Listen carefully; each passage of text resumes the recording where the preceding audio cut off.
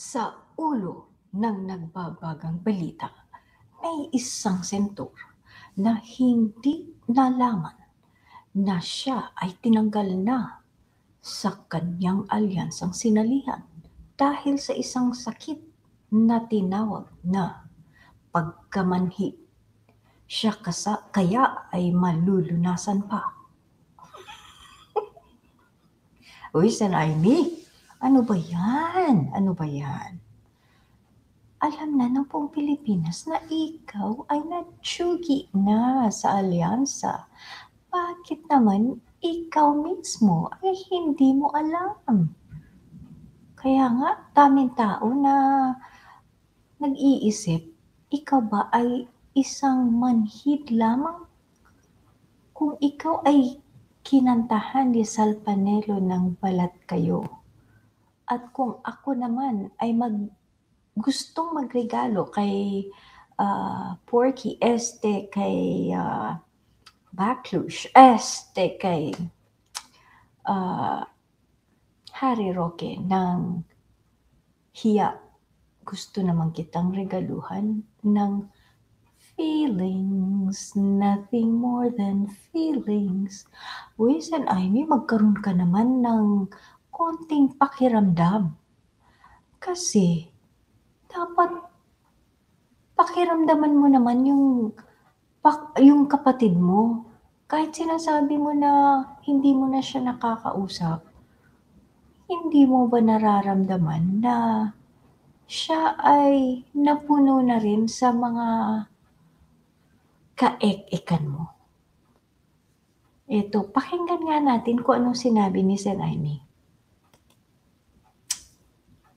Just for the record, kayo po ba'y part pa rin ng alyansa or you're dropping Hindi out? ko alam, hindi ko pa tinatanong, hindi naman kami nag-uusap. Ang totoo, okay lang kasi sa totoo. Hindi niya alam, hindi siya nagtatanong. Sen Aimee naman, imposible na walang nagsabi sa'yo na hindi ka binanggit sa Laguna.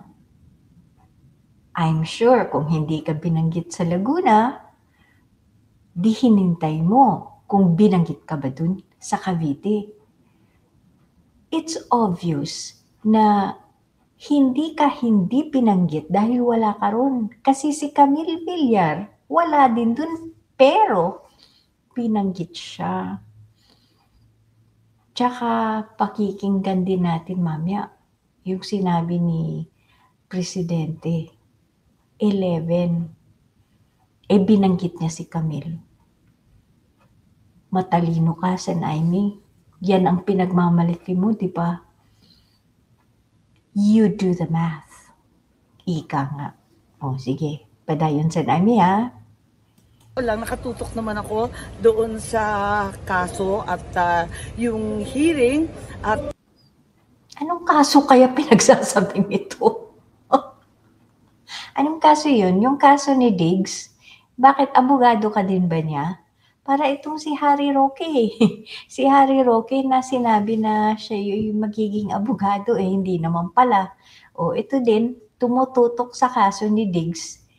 Hindi naman siya abogado. Lalo ang hindi parte ng legal team. Sinabi, ang layo-layo mo pa. Kung hearing ang pinagsasabi mo, anong magagawa din ng hearing mo? Yung hearing niya, yung hearing ng Senate Committee on Foreign Relations, it reminds me of another motu proprio hearing. Natatandaan niyo ba yung motu proprio hearing ni Bato tungkol sa PIDEA leaks? The same motu proprio hearing that did not yield not a single piece of legislation. Sana naman, Sen Aimee, magkaroon din ng legislation dito sa hearing mo. Alam mo ba, ito si Sen Aimee, merong mga batas na nakabinbin ito, pero inuna niya itong kanyang motu proprio hearing on the alleged illegal arrest of the former president. Pakinggan natin kung bakit, ha? Kung anong magiging findings namin. Nakatutok ako doon dahil nakataya yung soberanya ng ating bansa. Parang mas mahalaga yun at mas nakakakaba kesa sa eleksyon, kampanya, politika. Ma'am, si Kong Oh, nakakakaba daw kasi our sovereignty is at risk here. Bakit, Sen Aimee? Susugurin na ba tayo ng ICC? Ha? Yung sovereignty, yung sinasabi niya, yung sovereignty natin is at risk. Yung soberanya natin ay nakakakaba na. Bakit? The ICC is not a state that is going to take over the Philippines. Kunwari ka pa dyan. Yung parang inuuto mo yung mga Pilipino, kaya lang, Sen Aimee, ang problema dyan, hindi naman bobo ang mga Pilipino. Akala mo lang yun. Oh, teka. Uy, Sen Aimee, hindi ka na yata nakakapabotox. May konting lines na dyan, oh. Sabihin mo sa esthetician mo. Tsaka dito, oh, konti. Kulang na. Toby ba nag-reach out sa inyo regarding this? Hindi. Walang balita kito. Naaalangan ako, nagbibisi-bisihan ako. Mahirap mag-aral ng international law. Hindi naman natin masyadong kabisado. Yung ICC, yung Interpol, yung mga issues ng RA 9851, yung expatriation law, yung iba't ibang batas. Kaya nag-aaral rin kami kasi bago din para sa atin lahat ito. Iba kasi yung sistema nila at ang pinakamahalaga wag natin isuko ang ating soberanya sa anumang malaki o makapangyarihang husgado. Hanggang ngayon, Sen Aimee, di mo pa naintindihan. Hindi mo pa rin naisip kung bakit napunta yung mga biktima, yung pamilya ng mga biktima ng EJK. Bakit sila napunta ng ICC? Think about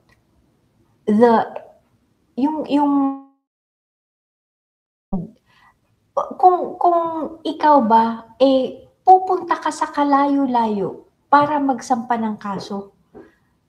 Kung meron namang Pilipinas na nandyan lang, bakit mo gagawin yun? Dahil alam nila na hindi sila makakakamit ng hustisya sa Pilipinas dahil may taong katulad mo. Inaresto na nga ang dating presidente. Pinagtatanggol mo pa.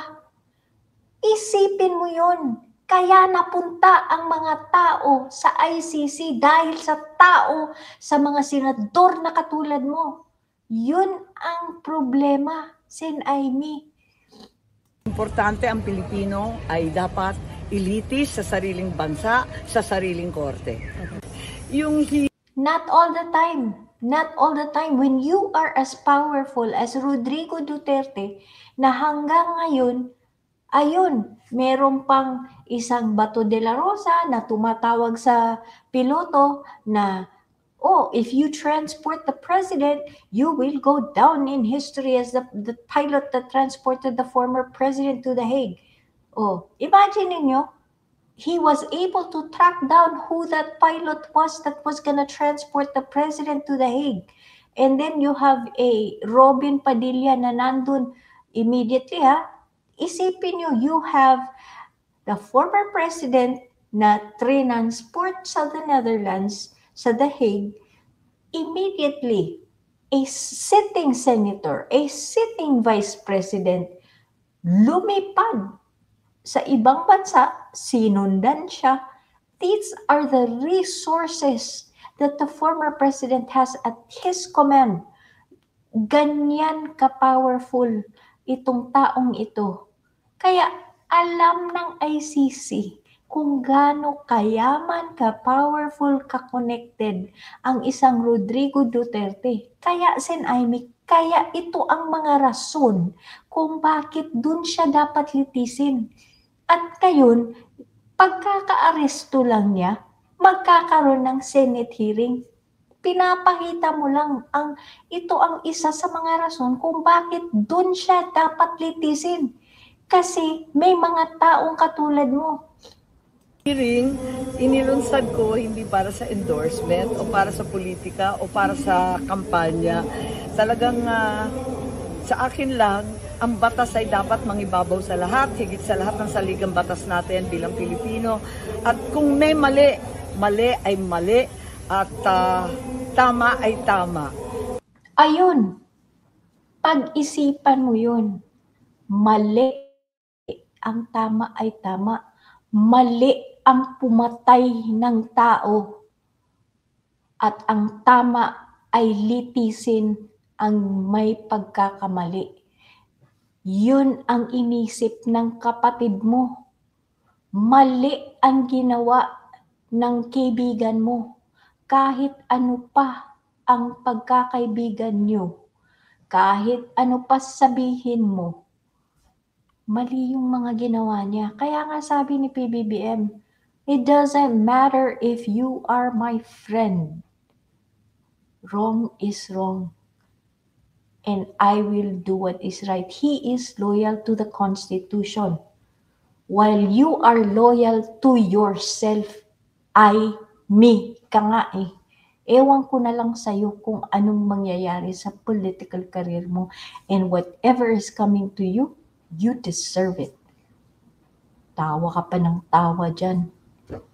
Anyway, kasi sinabi mong hindi mo alam ang nangyayari, pinabalita ko lang sa'yo. Eto kung hindi mo pa alam, pakinggan mo. Alyansa. At huwag nating gawing alyansa lamang nitong 11 na tao, 11 na kandidato na tumatakbo bilang senador na kasama sa alyansa. Samahan niyo po kami. Samahan niyo po kami at magka-alyansa rin tayo. Magkapit-bisig po tayo at sama-sama po natin pagandahin ang buhay ng bawat Pilipino. Magsama-sama po tayo, magtulungan po tayo, upang ipagpalabanan ang kahirapan, upang labanan ang krimen, upang labanan ang mga drug lord na pumapasok dito sa Pilipinas. Ito po, hinaharap ko po sa inyo ang ating alyansa na siyang gagawa at siyang magtatrabaho upang pabalikin ang kapayapaan dito sa ating minamahal na Pilipinas. Maraming salamat po. Ayun, Sen Ivy.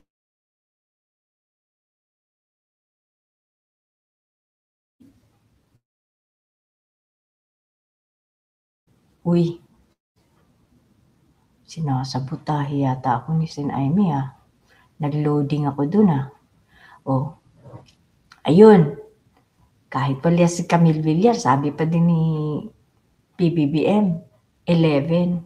Kaya, huwag ka nang magpakamanhid. Tsugi ka na sa alyansa. Alam mo na ngayon Huwag mo na sabihin hindi mo alam. Na-inform ka na. Sabihin mo na lang, duly noted. Sige, bye Sen Ivy. See you later.